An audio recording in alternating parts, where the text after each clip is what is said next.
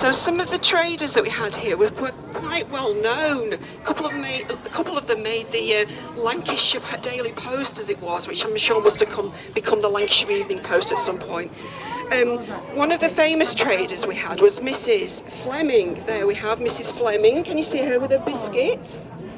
She was a very well-known trader there. Sorry. She's looking very well maintained there with her stuff. I like to think that's Mrs. Fleming there in the centre. I don't know for sure, but she looks like she's got the gravitas to be Mrs. Fleming. And she sold biscuits for sixpence. What's that, Ian? 2.5 pence? Going back then. Half a shilling. So there we go, there's Mrs. Fleming. She was fabulous. She was here around 1935. She's a bit of a stalwart, We've got Farmer Pa's here, look at this. Wow, look at this. I used to have a cheese stall here. Did you? Yes. Fabulous. Well, it's nice to see you today, sir. Local businessman, entrepreneur. At the bottom, I think that's Elizabeth Rigby. Elizabeth Rigby had a haberdashery.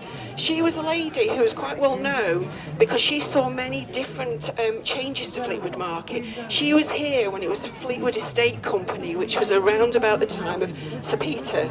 So she was here, and she was reputedly one of the first traders to make a sale in this market in the Victorian market here. So a couple of well-known traders there.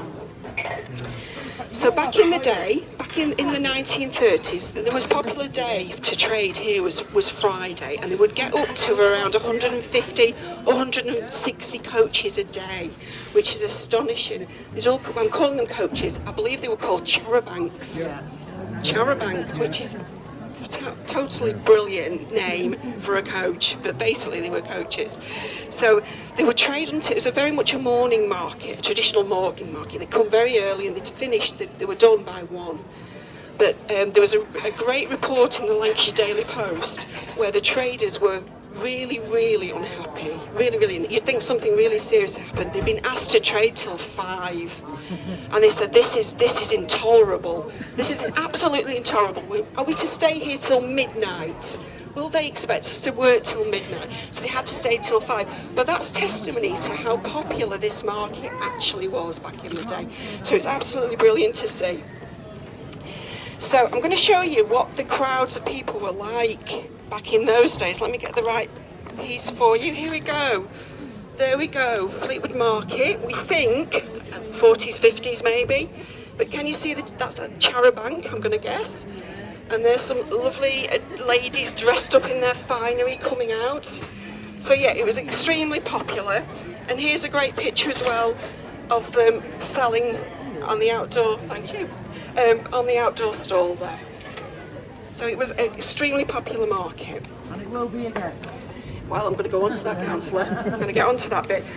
So let's head towards the market office, because there's some great pictures outside the market office. Obviously, the market administration centre, we've got the market office here and here, but also some great photos as well. You see Mrs. Fleming, this lovely lady is behind you on a bigger poster here. You can see the market back in 1890.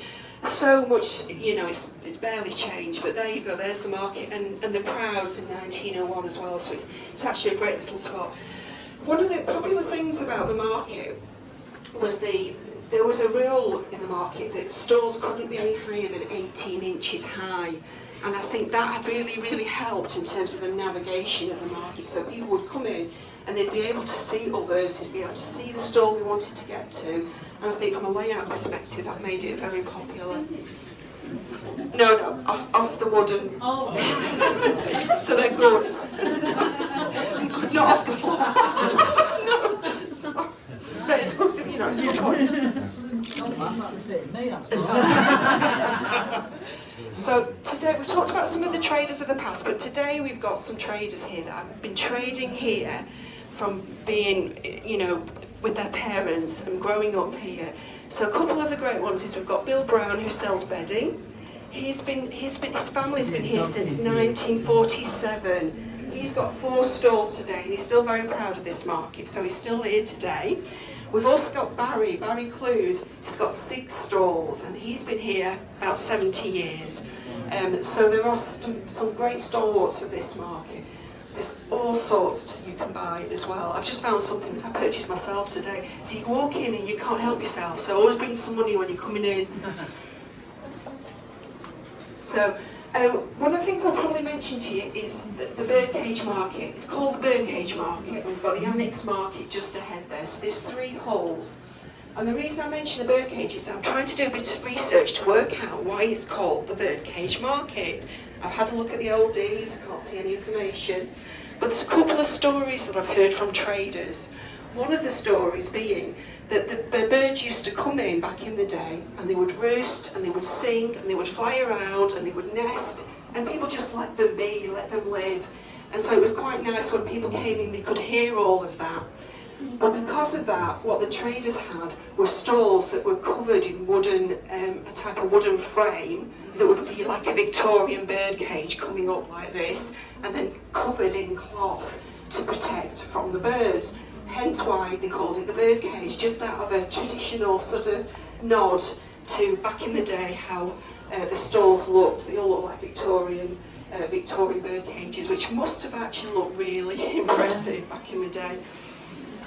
So, I think probably the best thing to do is if we head left where Adrian is with food, I think you can see here, and just explain to you a little bit about what this used to be.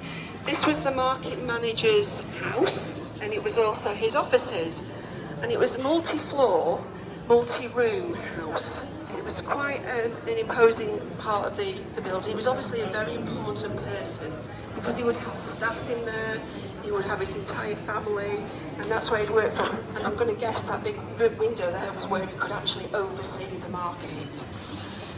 So it was really used as a market manager's office till around about the year 2000. And then it was decided probably, it was left vacant, so about 3 or 4 years ago it was turned into a creative industries hub. So today it's now, it's sort of a hub for all sorts of artists. There's about 8 artists in there. They've got photography, watercolours, all sorts of painting media. And also they do different courses in there. So really it's just an evolution of the market. We're trying to use that space better. People can hire the ground space in there to do all sorts of courses really. So really it's become a very usable space, and some of you actually were up there and just saw a small exhibition. So it's a very, very nice space. I've told you about Market House Studios. We've also got a Citizens Advice Bureau in the market and a digital hub, so people who need a bit more upskilling about IT can actually learn to do a few more pieces of IT and how to use a computer. So we continue to evolve really. Obviously, let's talk about today a little bit. Well, Fleetwood Market has had £3.9 million worth of investment. Much of that is many thanks to Historic England. Historic England? She's had to go. Well, many thanks to Historic England anyway. And there's been a few different things that have taken place as a result of that investment. And it's all about making this market evolve further and creating that footfall. There's been a new roof put on, which you can see, which looks fabulous. There's been some solar panels added to the roof to help with electricity generation, and that will help with the heating costs. There's been some new doors and some new shutters.